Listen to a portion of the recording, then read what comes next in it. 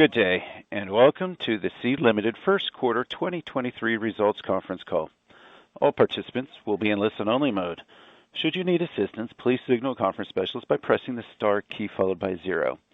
After today's presentation, there will be an opportunity to ask questions. Please note this event is being recorded. I would now like to turn the conference over to Ms. Minju Song. Please go ahead. Hello, everyone, and welcome to Sea's 2023 first quarter earnings conference call. I'm Minju Song from Sea's Group Chief Corporate Officer's office.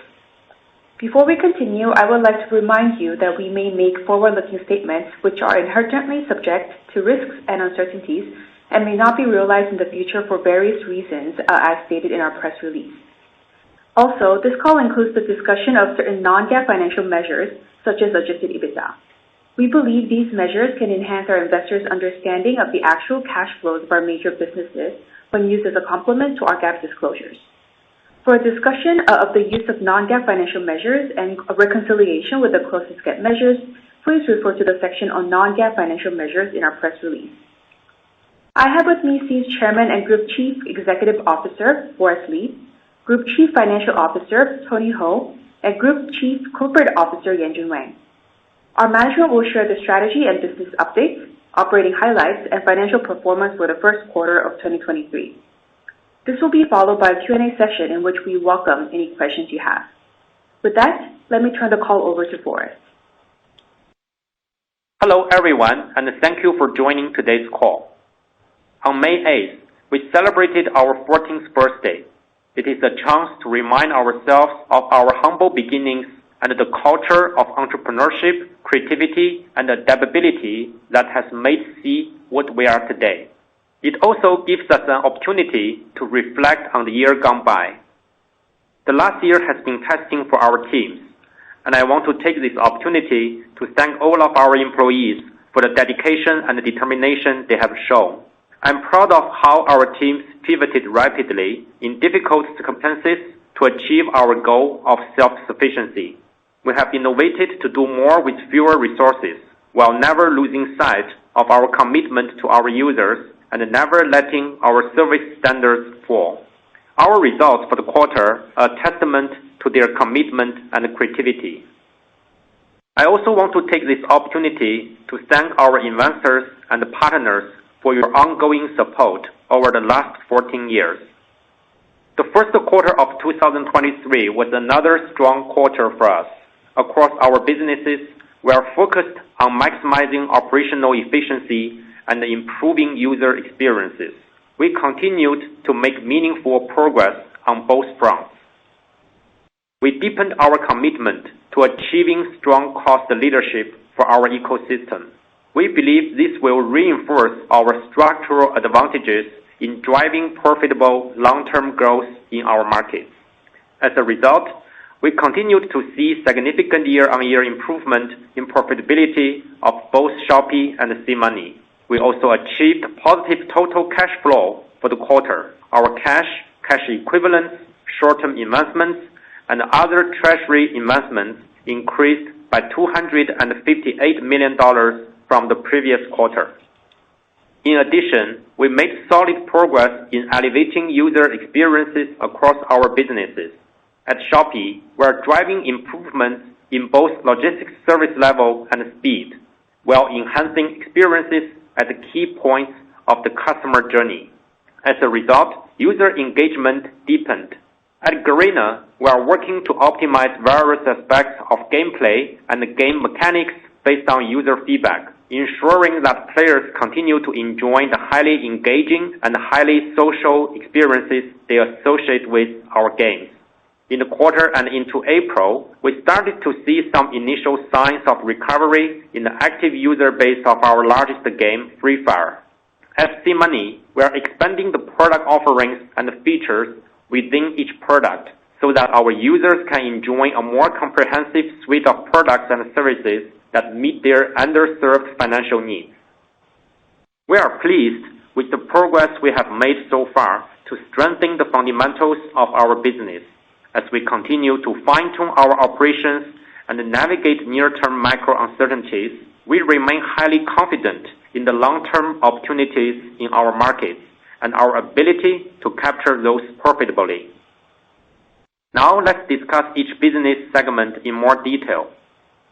Beginning with e-commerce, we are very pleased to report that Shopee has delivered another strong quarter. Despite the macro volatility, Shopee's business remains resilient, and we have made significant progress in deepening our competitive moat by strengthening our cost leadership and uplifting the user experience. In the first quarter of 2023, GAAP revenue was $2.1 billion, up 36% year-on-year, driven by deeper monetization.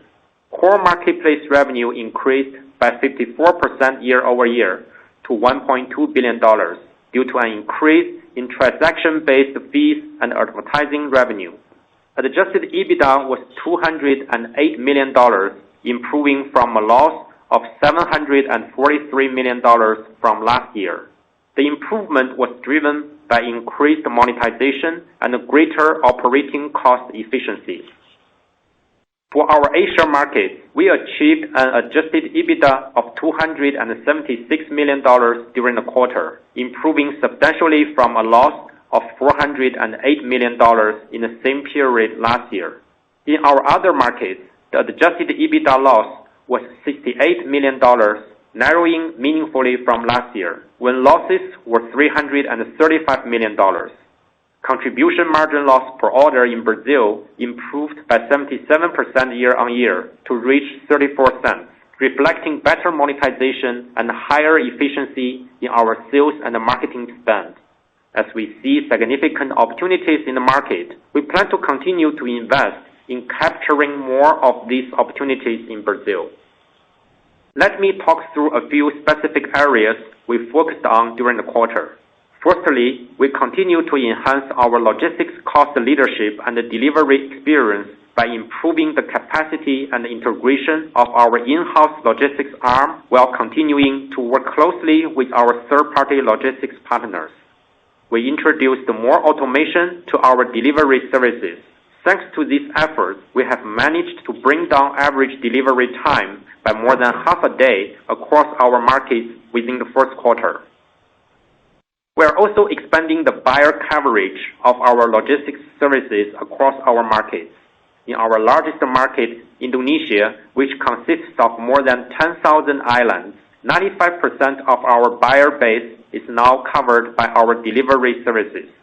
In Brazil, we already have 8 distribution and sorting centers, with the most recent expansion in Northeast Brazil.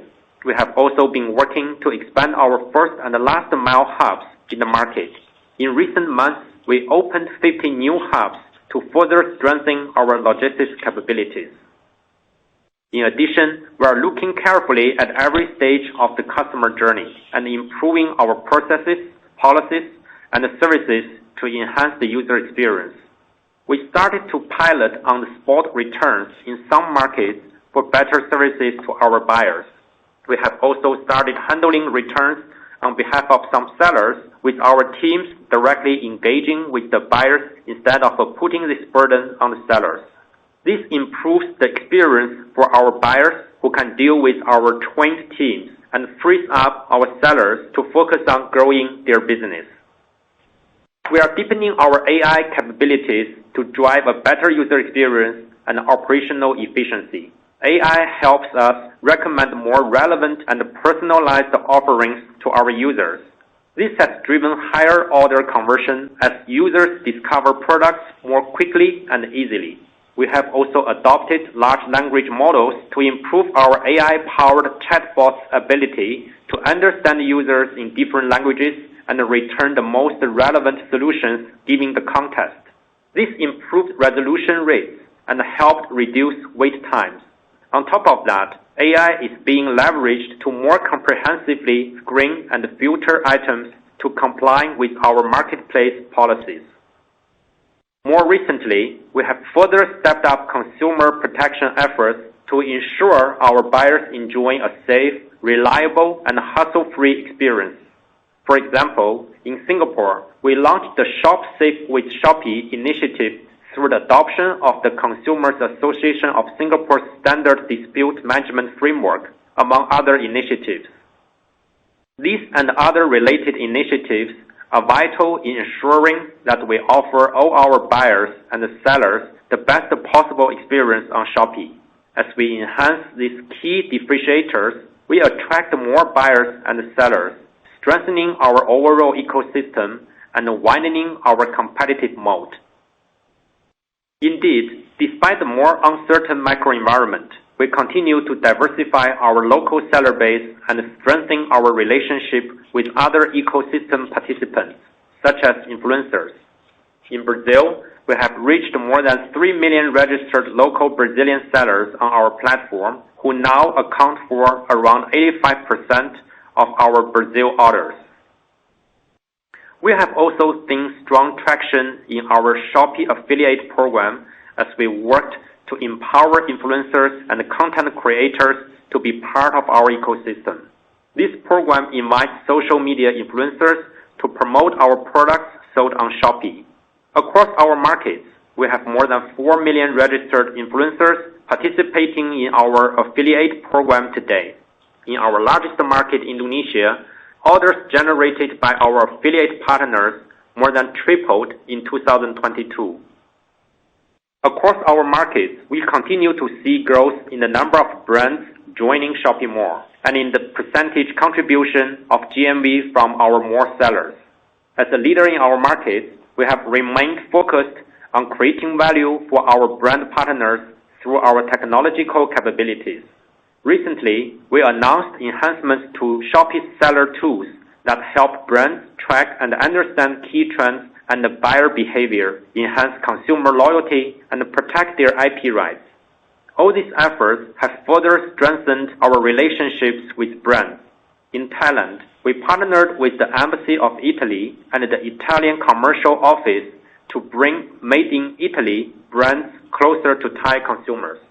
In Vietnam, we have become the exclusive partner of the Government of Canada in launching a campaign to bring high-quality Canadian food products to the local consumers. Looking ahead, while there may be near-term fluctuations driven by the underlying market environment and our fine-tuning of operations, we continue to focus on building up our long-term structural advantages in our e-commerce ecosystem. We believe this strategy will be key in unlocking future growth opportunities and making sure that we have a growing and a wide-reaching positive impact across our local communities. Now, let's discuss digital entertainment.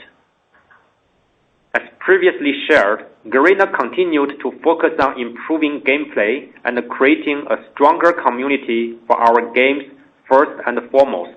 While there was some weakening in monetization, mainly as a result of a lower paying user ratio, we saw some initial signs of improvement in our quarterly active user base, which increased from 485 million last quarter to 492 million in the first quarter. In April, we also observed a positive user trend, with Free Fire achieving a new peak in monthly active users in the last 8-month period. While we are mindful of seasonality effects, we are pleased to see this as a positive sign for Free Fire, which remains one of the largest mobile games in the world. We will continue to monitor closely for trends going forward. As we strengthen our efforts in enhancing gameplay and user engagement, we have received positive responses from our user community on a number of initiatives we launched to make the game experience smoother. These initiatives include game packet size optimization and gameplay lag reduction, with an emphasis on devices commonly used in our markets. Our users have indicated that these recent changes are highly responsive to their feedback and shared that they are enjoying a better gameplay experience as a result. Our second largest game, Arena of Valor, showed strong performance, especially during the Lunar New Year period. The game once again achieved a new peak in quarterly active users and bookings after more than 6 years since its launch. We believe this is a further indication of our ability to engage users for the long term with solid monetization. At the same time, our pipeline remains healthy, and we will be launching some new titles in the coming months. We have opened pre-registrations for Undawn, an open-world survival game which we will publish across Southeast Asia in the coming months. We will also be publishing Black Clover Mobile, a collection RPG mobile title based on the popular anime series Black Clover, across a number of markets globally. Pre-registrations are expected to open within the first half of the year, following the conclusion of a closed beta test held last year. As with the other business segments, we have been very focused on enhancing our operations at Garena with AI. Our current capabilities have allowed us to improve the overall efficiency of our game operations. For example, we are exploring opportunities to leverage AI to localize some of our game content and to further advance our operational capabilities for higher efficiency. We are confident that these initiatives, combined with our strong track record in execution and localization, will help drive the long-term success of Garena. Lastly, moving on to our digital financial services business. We are enhancing our operations and risk management capabilities while improving the user experience for SeaMoney. We have also been working to diversify our fintech product offerings both on and off the Shopee platform and across different markets to enhance user stickiness. SeaMoney's GAAP revenue was $413 million in the first quarter of 2023, up 75% year-on-year. Adjusted EBITDA was $99 million during the quarter, a substantial improvement from a loss of $125 million in the first quarter of 2022. This was driven by both strong top-line growth and our ongoing effort to optimize costs and improve efficiency, particularly around sales and marketing expenses. On digital wallet, we continued to expand Shopee Pay's use cases. For instance, it recently became a payment method for Apple services in our Southeast Asia markets. On credit, as of the end of the first quarter of 2023, the total loans receivable on our balance sheet was $2 billion, net of allowance for credit loss of $281 million. Non-performing loans past due by more than 90 days as a percentage of our total gross loans receivable remained stable at around 2%. During the quarter, we continued to diversify the sources of funding for our credit business. In addition to funding through our own bank deposits, we have seen increased volume funded through channeling arrangements or bilateral asset-backed facilities with local and regional banks. We are working to further diversify our funding sources to broader financial investors. Currently, a large part of our loan book is already funded by alternative sources as opposed to cash on our balance sheet. To further strengthen our risk management capabilities, we are using AI to help us to assess the fraud risk and the credit risk of our users, as well as to enhance the KYC process of our products. This enables us to offer our financial products to more users while tightly controlling risk. We are also diversifying and enriching our product offerings at SeaMoney. We piloted new InsurTech products and expanded use cases, features, and services in our banking apps. This has provided even greater convenience and accessibility to financial products for our users. In addition, we have further integrated many of these products into our broader ecosystem, making the user experience seamless across Shopee and SeaMoney. We remain focused on evaluating opportunities in digital financial services across our markets and enriching our product and service offerings. We are confident in SeaMoney's long-term potential and are very carefully managing the business amid the macro uncertainties. We believe we are well positioned to capture the significant and underserved opportunities available in our markets. To conclude, Our results for the quarter once again demonstrate the fundamental strength and the resilience of our business model and our ability to drive efficiency improvements while maintaining our leadership position. We are confident that we can continue to create value for our ecosystem participants, as well as delivering long-term growth and sustainable returns to our shareholders. Separately, as we noted in our press release earlier today, David Ma has joined our board of directors as of May 15th and will no longer serve as the Chief Investment Officer of Sea Capital. David has played an invaluable role as a member of our leadership team. I would like to express our sincere thanks to him for his contributions in this position. I'm very glad that we'll continue to benefit from his expertise and experience in his new role as a member of our board. With that, I will invite Tony to discuss our financials. Thank you, Forrest, and thanks to everyone for joining the call. We have included detailed financial schedules together with the corresponding management analysis in today's press release, and Forrest has discussed some of our financial highlights. So I will focus my comments on the other relevant metrics. For Sea overall, total GAAP revenue increased 5% year-on-year to $3 billion. This was primarily driven by the improved monetization in our e-commerce and digital financial service businesses, partially offset by lower GAAP revenue in our digital entertainment business.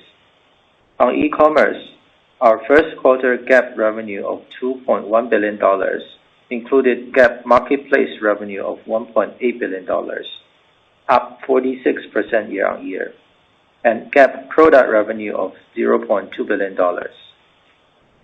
Within GAAP marketplace revenue, core marketplace revenue, mainly consisting of transaction-based fees and advertising revenues, was $1.2 billion, whereas value-added services revenue, mainly consisting of revenues related to logistics services, was $0.7 billion. E-commerce adjusted EBITDA was $208 million in the first quarter of 2023, compared to an adjusted EBITDA loss of $743 million in the first quarter of 2022. Digital entertainment bookings were $462 million, and GAAP revenue was $540 million. Adjusted EBITDA was $230 million. Digital financial services GAAP revenue was up by 75% year-on-year to $413 million. This was mainly driven by the growth in our credit business. Adjusted EBITDA was $99 million in the first quarter of 2023, compared to an adjusted EBITDA loss of $125 million in the first quarter of 2022. Improvements in the bottom line were driven by both strong top-line growth and optimization of sales and marketing spend. We recognized a net non-operating income of $23 million in the first quarter of 2023, compared to a net non-operating loss of $6 million in the first quarter of 2022. The higher net non-operating income was mainly due to higher interest income from higher yields. We had a net income tax expense of $62 million in the first quarter of 2023, compared to net income tax expense of $82 million in the first quarter of 2022. As a result, net income was $87 million in the first quarter of 2023, as compared to net loss of $580 million in the first quarter of 2022. With that, let me turn the call to Minju. Thank you, Forrest and Tony. We are now ready to open the call for questions. As usual, our Group Chief Corporate Officer, Yanjun Wang, will lead this part. Operator? Thank you. We will now begin the question and answer session. To ask a question, you may press star then one on your touch-tone phone. If you're using a speakerphone, please pick up your handset before pressing the keys. To withdraw your question, please press star then two. At this time, we'll pause momentarily to assemble our roster. Our first question comes from Pang Vid from Goldman Sachs. Please go ahead. Good afternoon, everyone, and thank you very much for the opportunity. 4 questions from my side. Number 1 on Shopee. Can you provide more color on the current trend that you see? Are we seeing any further slowdown in GMV momentum in the quarter? And what kind of take rate trend do we see now? Number 2, also related to Shopee. Can you comment on the current strategy for Shopee going into the rest of the year? Should we expect to see Shopee reinvesting to grow more into the later part, or you will focus on further expanding on the margins? What type of growth should we expect? And if you plan to reinvest, where will you spend money on? And number 3, this will be related to gaming. Cross-booking see further pressure, but we see margins continue to expand nicely. What's the current strategy for the division? With the recent peak in monthly active user for Free Fire, are we already seeing some stabilized trend for the game? When should we expect the top line to bottom out in the year? And lastly, for USD Money business, why revenue continue to increase despite seeing your loan book largely flat quarter-on-quarter? Why do we also see the provision for credit loss on USD Money increase quarter-on-quarter as well? Thank you, Pam, for the questions. In terms of the Shopee growth, while we don't disclose GMV quarter-on-quarter, generally overall the trend has been consistent in terms of seasonality trends we're seeing quarter-on-quarter with last year's first quarter. And if we look at more details at the different markets, Indonesia showed relatively strong performance in Asia, and Thailand and Malaysia also showed quote-unquote growth. Of course, we also continue to see tough year-on-year comps for the markets, and then the rest of the markets are in line with the overall seasonality trends we are observing for Asia as what we saw last year. And Brazil, of course, remains a growth market for us. As we mentioned earlier, Brazil we see significant opportunities there. We are only in Brazil for 4 years, so it's a relatively earlier market for us. However, we have achieved a very significant scale, being one of the leading e-commerce players, especially on the local-to-local e-commerce marketplace, targeting mass market segments in that country. And given our scale and operational efficiency we already achieved there, we believe we can break even any time, but we may continue to choose to invest in the market to capture the significant long-term opportunities we observe in the market. So that's a quick capture of the overall trends. In terms of the strategies for e-commerce, as we shared before, we think the long-term opportunities for both our Asian markets as well as Latin American markets are very significant given the strong and positive demographic features, digital penetration, the underdevelopment of infrastructure and offline retail, which give more opportunity for digital penetration to go even further beyond some of the what we might have seen in some of the developed markets. And the early stage in terms of e-commerce penetration, these markets are at with a lot more the services that we can provide to especially the underserved mass markets that our model has shown very strong advantages in targeting. So we continue to invest in the long-term growth of our markets. And the investment will focus on both in terms of the quality of the user experiences and services. As we shared on the call earlier, we're very focused on bringing larger assortments of products in partnership with brands and SMEs in our communities, and bring better search and discovery experience, more personalized shopping experience, better customer services enabled by AI and other technologies, better returns and logistics experience to further bring the convenience to our buyers. And at the same time, we also focus on the cost of the ecosystem. And we many times have shared before that we are very much working towards continue to bring down the cost of the entire ecosystem in terms of logistics, payments, and other infrastructure. And that has been a very clear focus for us in terms of the long-term ecosystem construction. And we also believe that this will allow us to capture and strengthen our long-term competitive moat. In the immediate term, in terms of the investment in the market and growth trends you might see, a lot will depend on the specific market condition, market by market and period to period.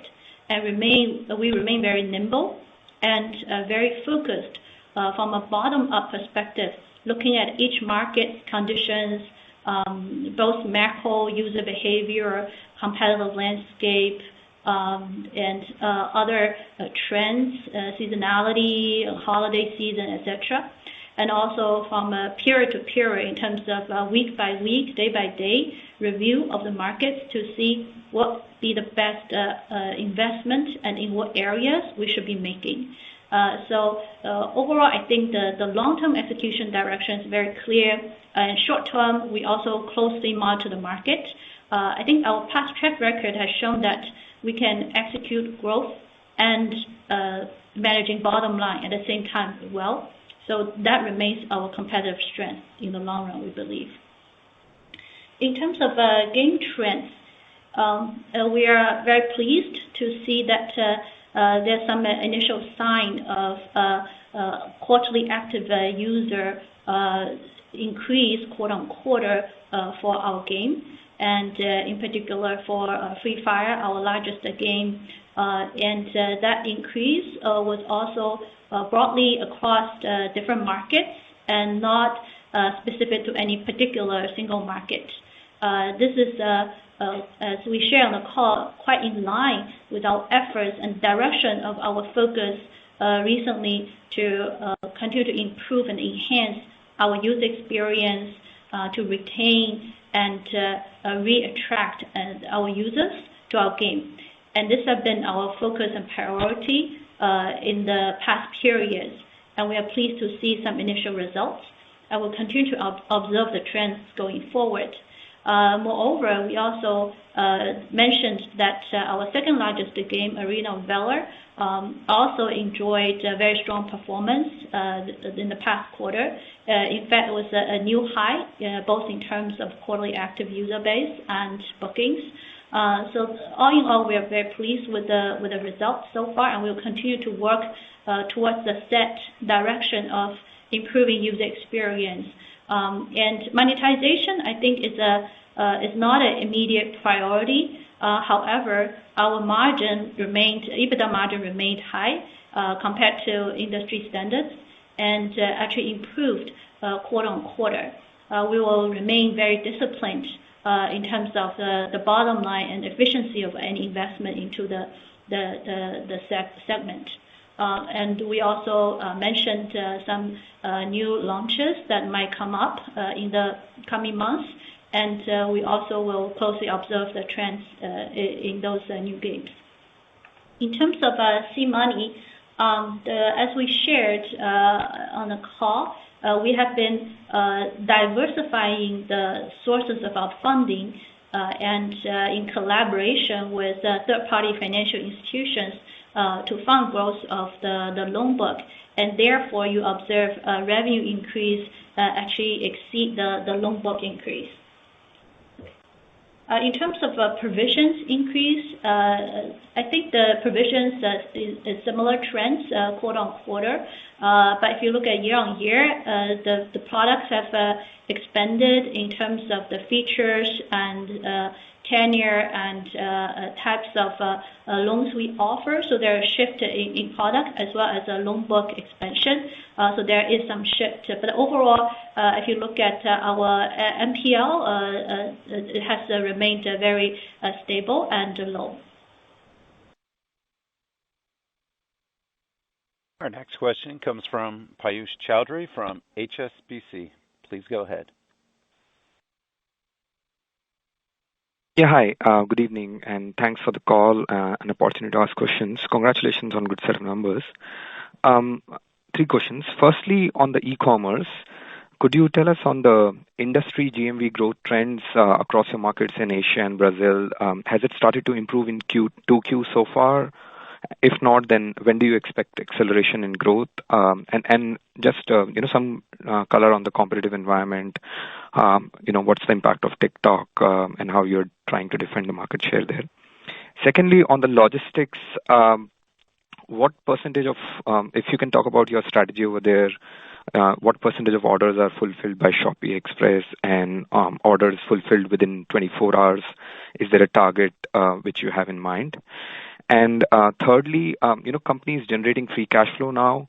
So what would be your capital allocation priorities for growth investments? Would you restart growth investment in Brazil and in Latin America, other markets, or what level will give that confidence to restart growth investments? Thank you. Yes, thank you, Piyush. In terms of industry trends, given Shopee's relative size, and we believe generally industry trends are in line with our trends that we've been observing for our own e-commerce platform, as I shared earlier. And it's hard to say what we're going to see immediately, because on the one hand, I think our economies in Southeast Asia remained relatively resilient so far. We haven't seen, while the inflation trends is still ongoing, it hasn't caused major disruptions to the economy. At the same time, we continue to see reopening trends. On the other hand, there are still global macro uncertainties, and many of our economies are export-driven, which might be exposed to risks in global uncertainties in global economies as well. So we have to observe ongoing trends closely. It's a market-by-market and a period-by-period assessment. As I shared earlier, some markets, for example, Indonesia, in particular for us, which is also the largest market for us, performed quite well and remained relatively strong. And some other markets, there might be more year-on-year tough comps. And then there will be other markets where we saw start to some pick up, and as reopening effects run out. But on the other hand, it's still early to tell. So we'll again, our strategy is we remain very nimble and flexible, and we observe market very closely. And this has been our strength, in being very close to each market and having operational strengths and profitability across all our markets allow us much more flexibility to invest from period to period or market and from market to market based on what makes the most sense at any particular point in time in that market. And that will be our immediate focus going forward. But long-term focus of investment, as I shared, is going to be in all the infrastructure, as I mentioned. When people think about investment, sometimes people overemphasize subsidies, shipping subsidies. I don't think that's a fair characterization of our focus of investment. Rather, our focus will be on investing in the long-term infrastructure that will provide better services to our customers and then lower the cost of the ecosystem that will significantly expand the profitable TAM of e-commerce in our region, and also build much stronger competitive moat in the long run for us. In terms of the Shopee logistics, we again, this is we adopt a very pragmatic approach to it. We look at it based on the user experience and the cost of service to users. If we can do it in any market more effectively, efficiently at any point of time ourselves, we will allocate more to our own logistics services. On the other hand, in markets where 3PLs has been competitive, we're happy to allocate also more to 3PL. And it's a highly dynamic process. We don't have a particular KPI that we must target. It's all based on the quality of services and the cost of services to our users, and to continue to optimize over the long run. And we're very keen to work with all the partners who are happy to work with us in that front. In terms of Free Fire, free cash flow generation and allocation, as I mentioned, investment across different markets, actually, again, it's going to be a market-by-market assessment. Long-term potential across different markets are all quite strong, and therefore we won't say, oh, we deprioritize any market and prioritize any other market. Obviously, short-term, Brazil is a relatively younger market for us, as I shared. We've been in Southeast Asia for doing e-commerce for close to a decade, and we are only there for about 4 years. But even within 4 years, we have achieved a strong position and scale, significant enough scale to allow us to break even as we choose to.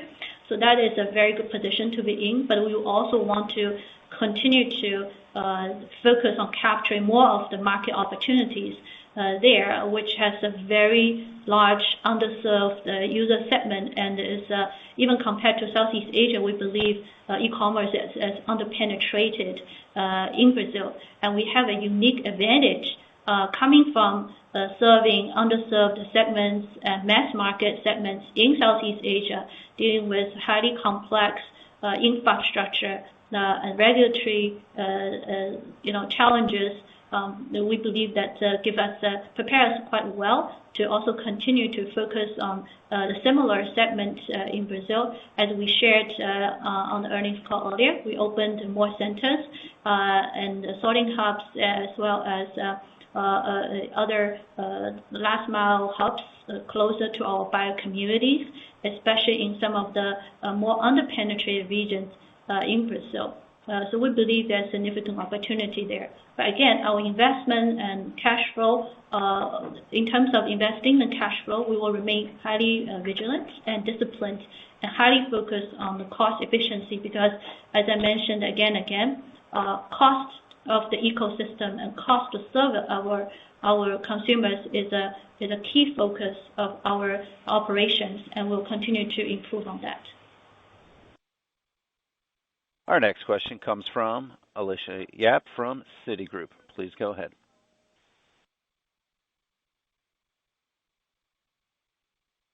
Hello. Hi. Yeah, good evening. Thanks for taking my questions. So I have a couple quick ones. One is a follow-up on the quarterly active user growth. Do you think the trend that we saw this quarter will continue into the future quarter? And if we can get a little bit, qualitative comment in terms of the profile of this new user, and is this driven by your effective marketing campaign, or is it more driven by your content update?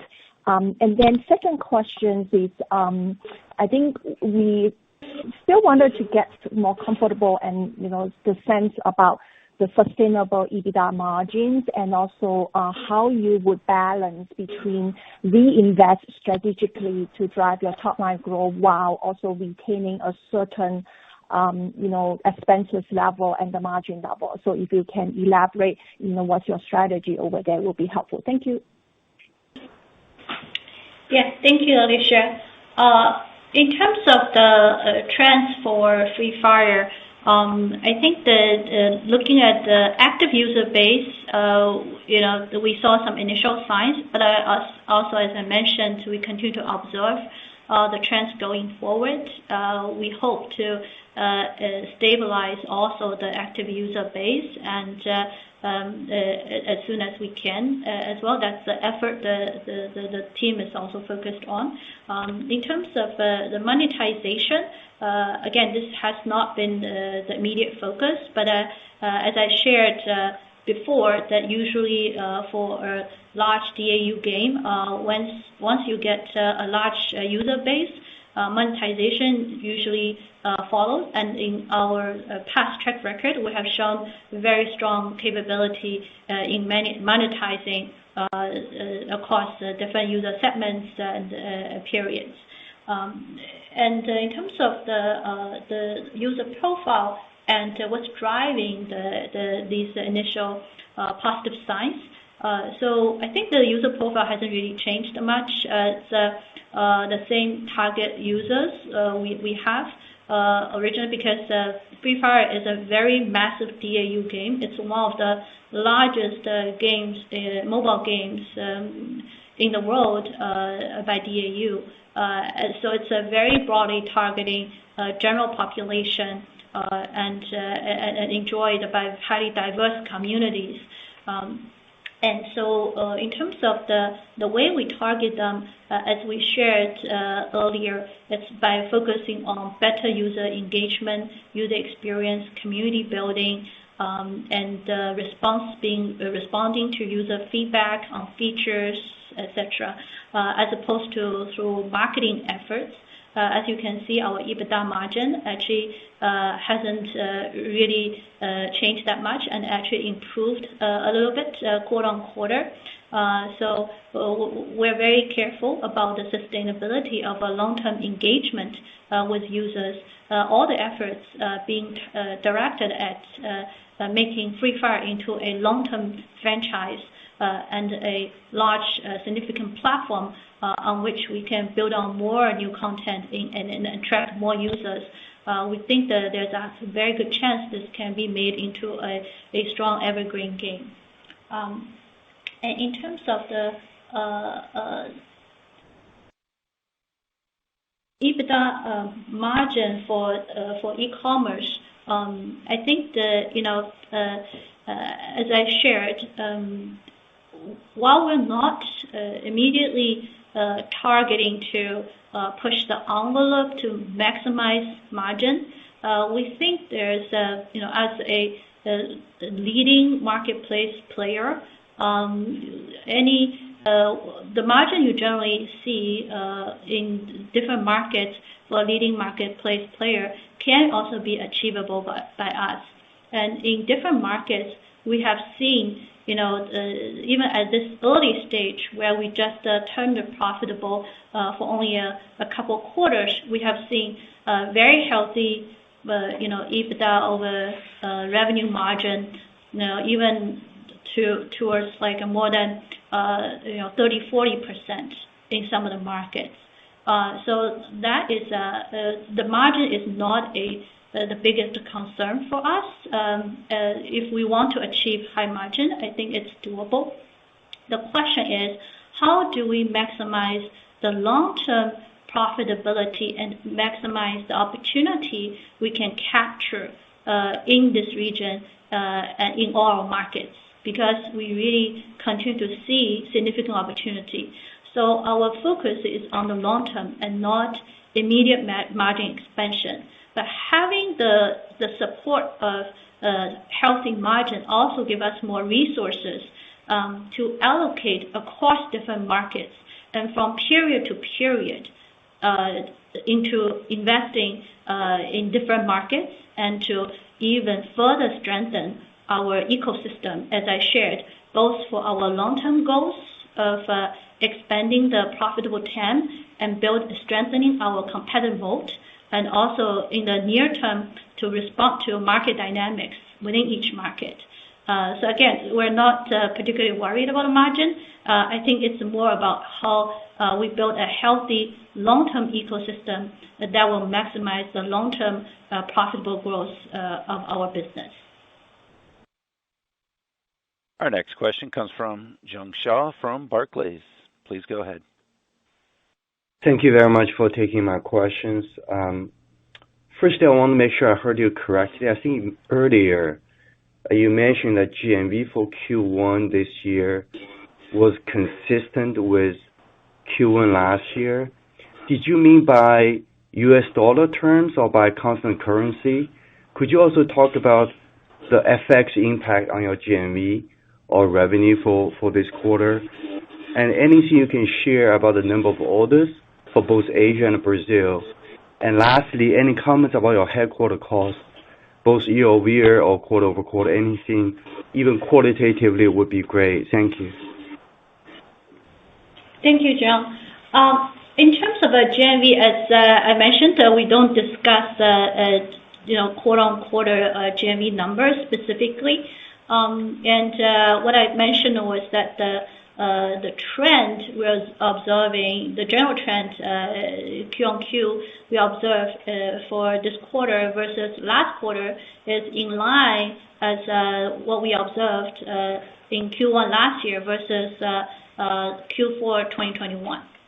And in terms of Forex impact, we disclosed that for our GAAP revenue in e-commerce on a constant currency basis, the GAAP revenue would be up 41.7% year-on-year, and on USD basis up 36.3% year-on-year.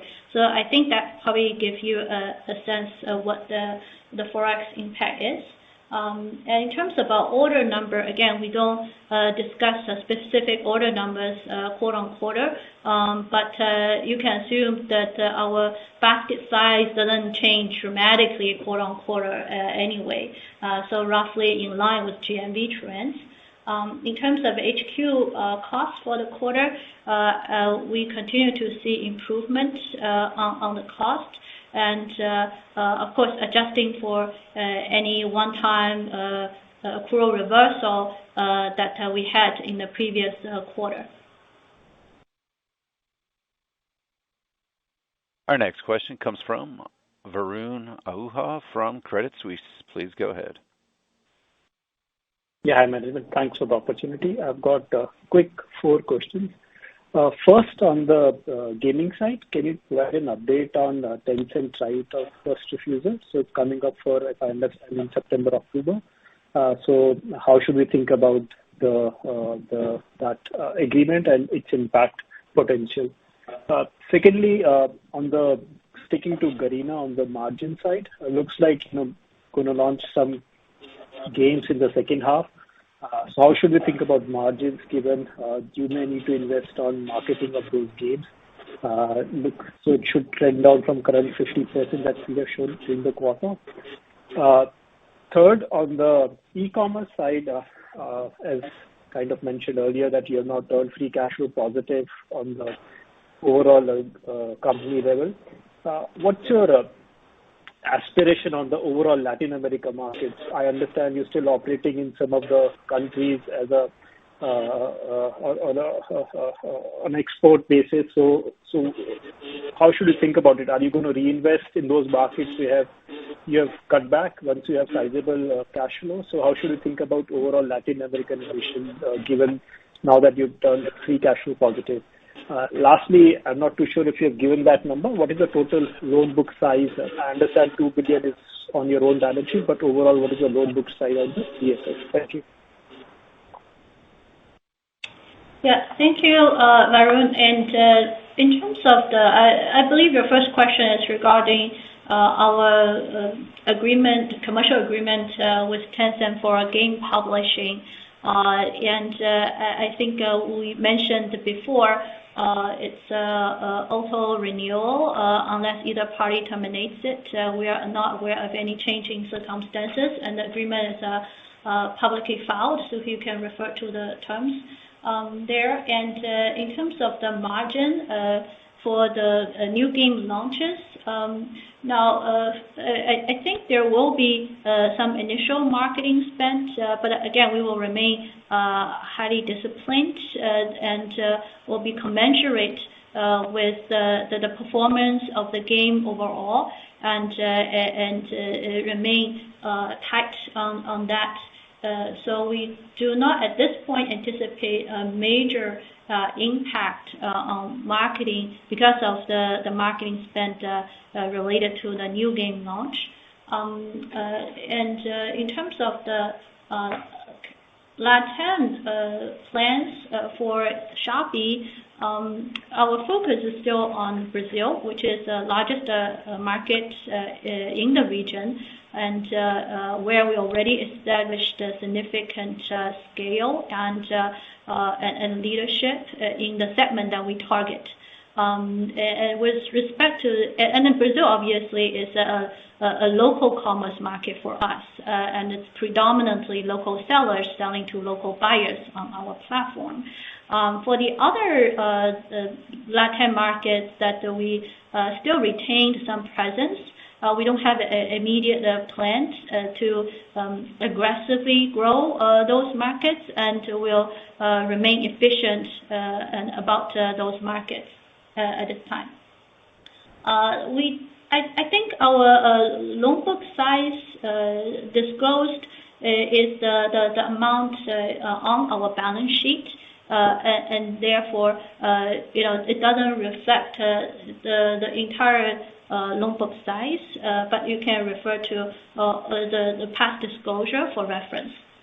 And we don't anticipate a significant increase in loan book size, quarter on quarter immediately, given, as I shared before, overall our approach to the credit business is focused on risk management, building up a resilient underwriting capabilities, and also better user experiences.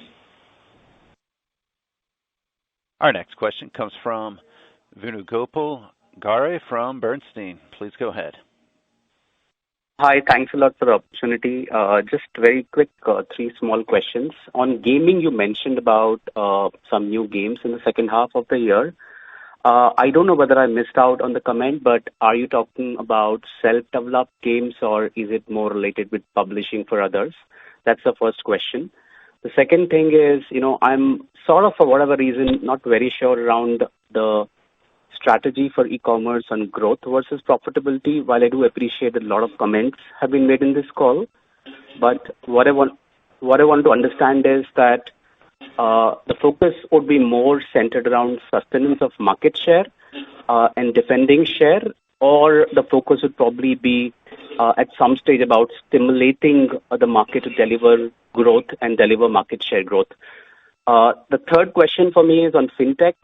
What do we see from here on the contribution from Singapore Digibank, given that it's still in early stages? But as I understand, a lot of your regulatory capital requirements would kick in over time. So is it something which is a priority in terms of the focus area? Thanks. Yes, thank you. The new games we mentioned in the pipeline are third-party published game for us, not self-developed.